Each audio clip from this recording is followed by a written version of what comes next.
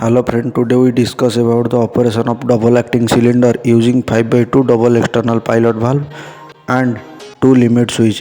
This is the 5/2 double external pilot valve. This is the manifold and these are the component required for this experiment. It is the one type of automatic experiment. Now we connect all the required component, output of the valve to the cylinder and the output of the limit switch to the pilot port.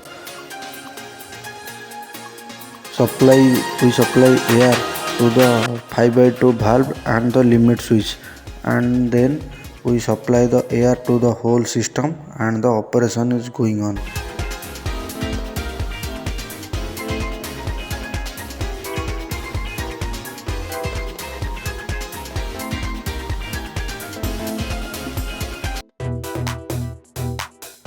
This is the operation.